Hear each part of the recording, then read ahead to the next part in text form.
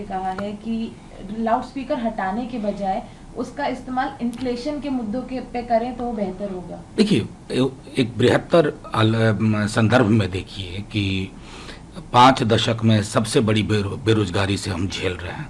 महंगाई खुद सरकार को लग रहा है कि उनके नियंत्रण में नहीं है।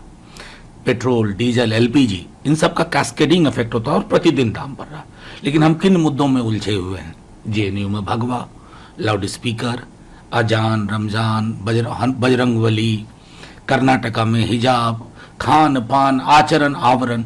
ये एक तरह से हमारी असफलता, फेलियर का द्योतक है। एक प्रगतिशील मुल्क की प्राथमिकताएं ये नहीं होनी चाहिए थी। 75वां वर्ष मना रहे हैं आजादी का, अमृतकाल, ये विषपान क्यों करवाया जा रहा? ये फर्क समझना होगा। और जब तक हम इस फर्क को नहीं समझेंगे, ये बेमानी है कि आजादी का अमृत महोत्सव अब कितने पटाखे छोड़ के मनाते हैं या कितनी आतिशबाजी या लड़ियां बना करके करते हैं, मायने नहीं रखता।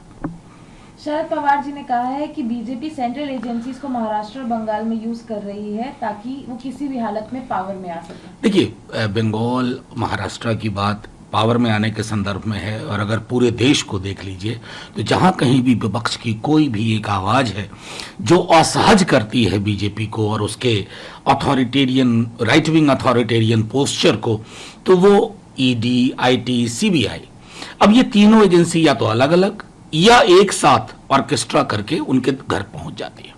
मुझे दिक्कत इस बात से है कि भाजपा हमेशा के लिए तो सत्ता में नहीं है। आज नहीं, कल नहीं, परसों नहीं, चौथे रोज नहीं, कभी तो जाएंगे आप सत्ता से। लेकिन अगर इन एजेंसीज का यही स्वरूप बरकरार रह गया, आप भी इसकी जद में आएंगे और तब भी हमें अफसोस होगा जितना अफसोस आज हो रहा है। विवेक अग्निहोत्री जी ने ट्वीट करते हुए कहा कि time to work for Delhi files, Kashmir file के सक्सेस के बाद। अब विवेक अग्निहोत्री जी फिल्मकार हैं और फिल्मकार के अंदर सेंसिटिविटी और क्रिएटिविटी दोनों होनी चाहिए। कश्मीर फाइल्स के संदर्भ में भी मैंने एक बात कही थी, कोई भी जेनोसाइडल कोई इंसिडेंट हो, चाहे दिल्ली हो, गुजरात हो या देश के अलग अलग हिस्सों में, नल्ली हो, रिकंसिलिएशन और हीलिंग आपका उद्देश्य होना चाहिए। पैशन जनरेट करके जो खाइयां समाज के बीच में है उसको और बढ़ाना, ये किसी फिल्मकार का, संवेदनशील फिल्मकार का उद्देश्य नहीं होना चाहिए।